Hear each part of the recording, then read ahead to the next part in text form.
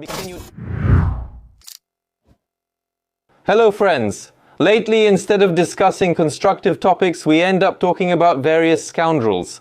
I've been warning you for the past several years to filter your information space from all sorts of scoundrels, especially those who have nothing to do with Ukraine at all and are just political opportunists here. They exploit and make money off our misfortune. Today we'll discuss a character named Mark Feygin.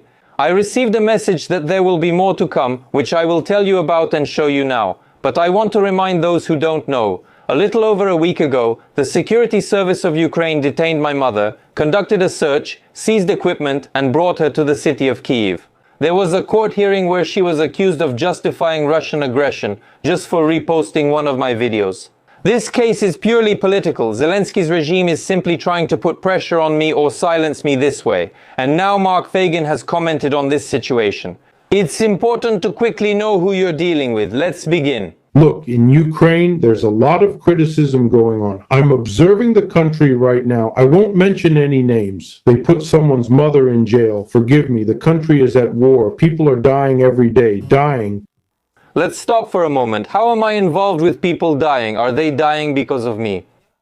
Did I allow the war, clear the mines, give territory to Putin, or send soldiers to the Kursk region?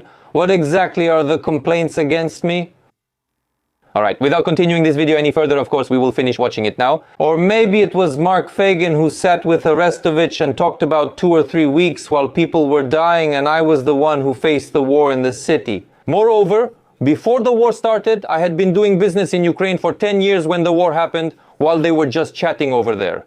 I want to credit Arestovich despite my feelings. He publicly supported my mother on a broadcast, even if he mispronounced our last name. I've mentioned this before, but it's not important. So, during the war, I restored the business, and many employees were provided with housing.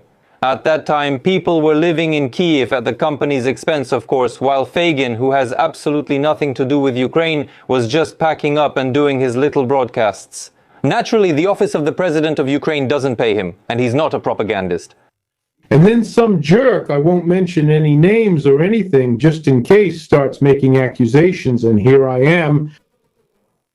Who's the jerk here? Let's figure this out carefully. My biography can be told from start to finish and verified, which is important. Verified because up until the end of 2022, I basically lived in Ukraine. I lived in Ukraine.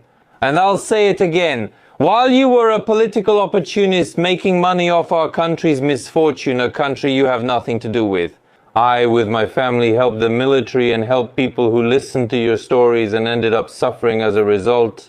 Let's take a look at Mark Feygin's biography. Check whose side he was on, where he fought in Yugoslavia. People, find out who this guy is who's talking so much. Seriously? A weirdo who was stripped of his lawyer's license in Moscow, Russia, and who didn't know where to run anymore. He thought, I should start a YouTube channel, make money on YouTube, find a place to leech off people, somewhere with a lot of Russian-speaking people where people understand Russian. Oh, Ukraine is a good option. Where else, according to rumors, do they pay propagandists and give out Ukrainian passports? Of course, in Ukraine, they push out their own patriots, those who don't like Zelensky. I admit I was the same. I supported Zelensky at the start of the war too, because for the first couple of months they acted correctly, and we were all on the same page, I agree, but then we split apart. And then this fool is saying, my mom was arrested, but what does my mom have to do with it? She broke the law, she did something. A real grown man with gray hair is saying this. Call me whatever you want. You could have used my last name for publicity, but you were too afraid. I'll tell you why not now. He thinks it's normal to arrest a mother. He thinks it's normal that this was a political order, overseen by the same person who, under Yanukovych's system, imprisoned and dispersed the Maidan protesters. Mark Feygin's entire system is completely satisfied with this. This is the Russian world. You understand? Mark Feygin is actually promoting the Russian world in Ukraine, based on what he said. That's the conclusion I draw for myself, and this is just the beginning. Criticism is fine with me, no problem at all. Within the patriotic opposition in Ukraine, they really tear each other apart. And what is the patriotic opposition? Is it something special? I belong to the non-patriotic opposition.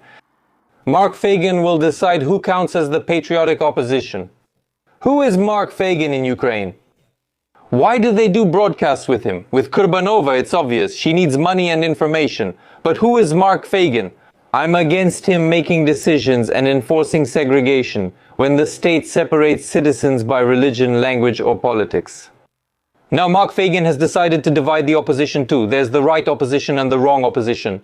And the authorities, and Zelensky, well, it doesn't matter, but excuse me, those who in wartime conditions undermine the very foundations of security. How am I undermining security during wartime? Am I calling for a Maidan, organizing revolutions, provoking the military to do something, or maybe I'm constructively offering other solutions? A year and a half ago, I was discussing this theoretically, but now there are practical examples in Argentina, the United States, and El Salvador. Concrete proposals are gradually emerging worldwide that need to be made. Because this is my country, which I am involved with. But that piece of crap on a stick, Feygin, has nothing to do with it, and that's very appropriate. It's a timely practice when these Russians from different countries start coming together and gathering in Ukraine. And people like him are even allowed to go to the front, and not just people like him and they parasite, and such virtues are what they end up with. Mark Feygin will keep talking until the war ends, after which he'll have nothing to discuss with or without Kurbanova about Ukraine.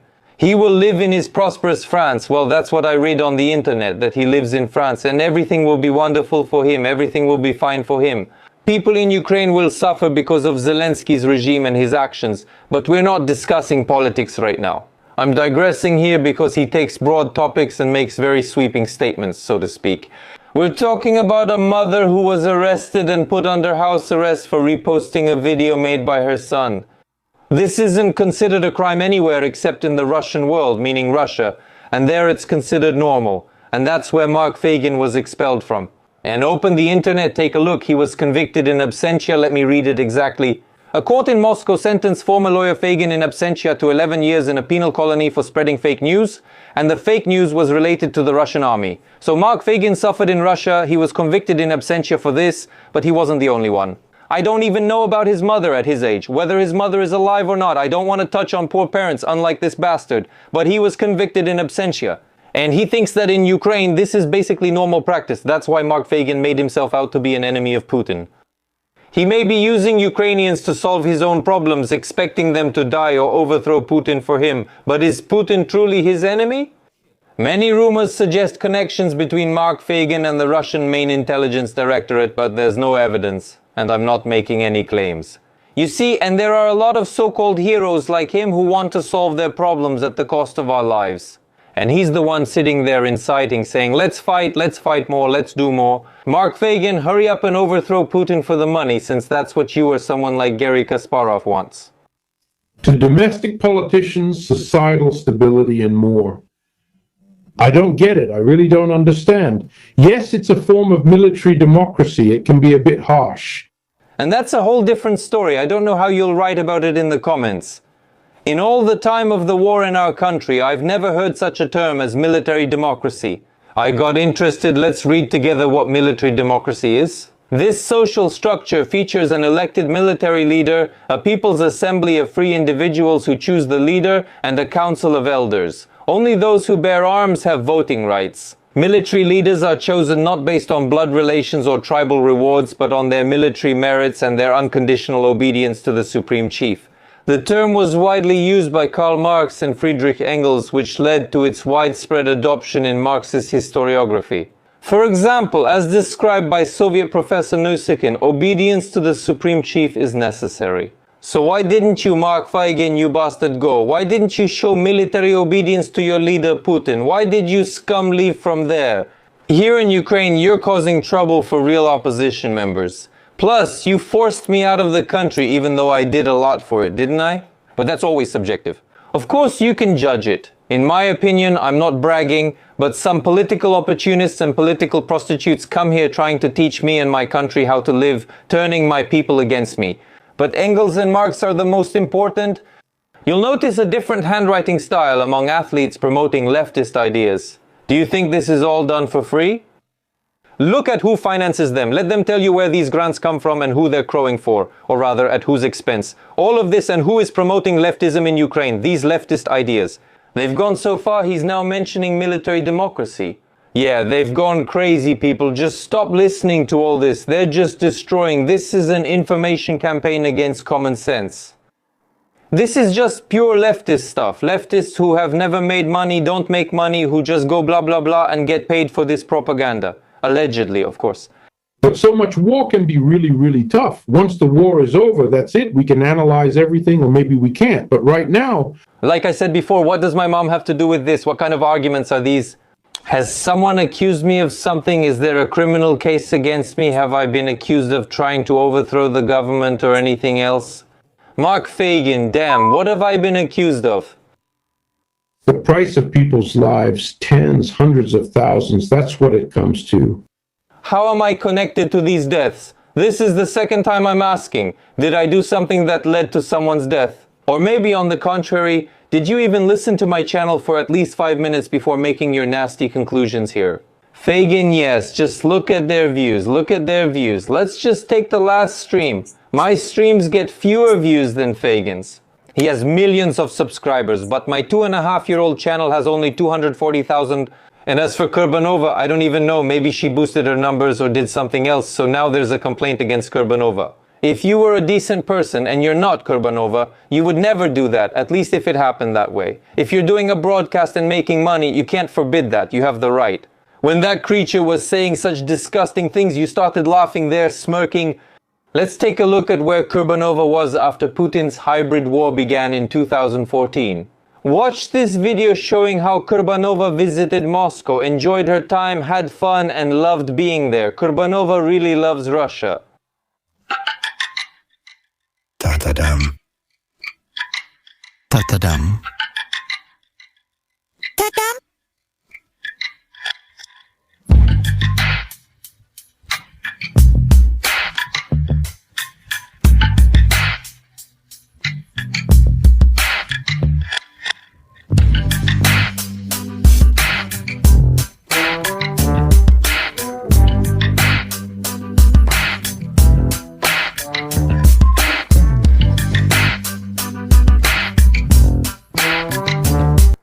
One and the other is actually Russian.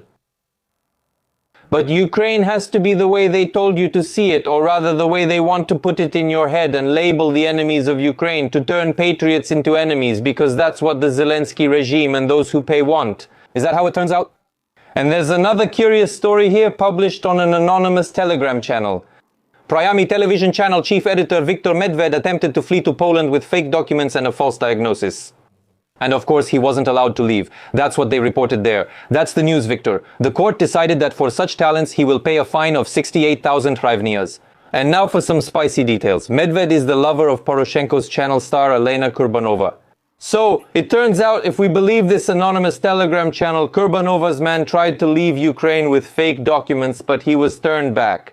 But Mark Feygin is telling all sorts of things here about what's right and what's wrong, and Kurbanova is going on and giggling. So, go ahead, discuss your man with Feygin, and we'll listen. Let Feygin give his opinion. Kurbanova, don't you want to do that? But I want to draw your attention once again and emphasize that they are sitting here and in fact promoting the Russian world. I already showed you. He himself was convicted in absentia because he opposed, or supposedly opposed, Putin's regime. Today I'm doing the same thing, only with suggestions and constructive ideas specifically about what needs to be done. And they don't like it. He dragged in death, the military, the state system. It's a complete mess.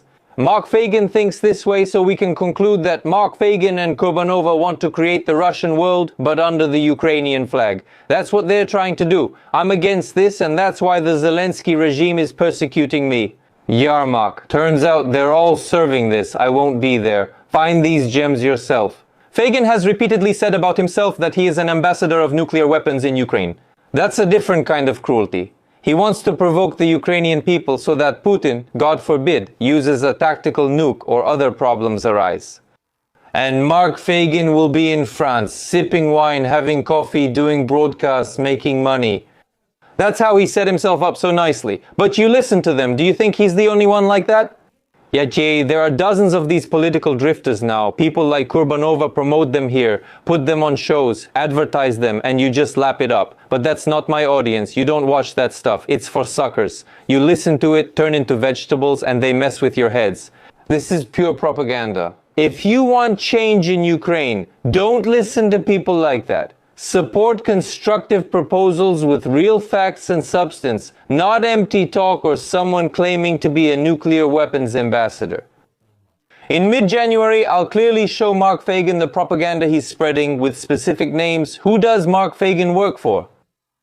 It will be sometime in the first 10 days of January. Probably, most likely, not everything depends on me. But the main thing I want to say is about my mother, not even about myself. My mother is not involved in politics. She lives an ordinary life. She just reposted something that had 0 likes and 0 comments on Facebook. On the Facebook page, Mark Feygin didn't tell you these details. Mark Feygin dumped on me, bragged about himself, and blamed me for everything. Feygin, you're just a scoundrel. After that, today there was news that Ukraine has the highest mortality rate in the world and the lowest birth rate in the world. Broadcasts feature nuclear weapons advocates who don't plan to live in Ukraine and haven't experienced the war. Draw your own conclusions. Ask yourself, what are you letting into your mind? Who truly wants good for Ukraine and who is secretly trying to destroy it? For that, you need just a little bit of critical thinking and brains. And now, as a postscript, people, I want to draw your attention to something. Who was Savchenko's lawyer, Mark Feygin? Who introduced Savchenko into the information space? Please take a look at how Feygin integrated himself into the Ukrainian information space. For me, the connection between Savchenko personally and the Russian special services is obvious. Track all of Savchenko's activities and then all of Feygin's activities. You can clearly see the connection there. Look at the information pools. Do you need a reminder of where Nadezhda Savchenko settled after returning to Ukraine? Yes, she was constantly on Medvedchuk's channel, that very same Medvedchuk, Putin's close friend.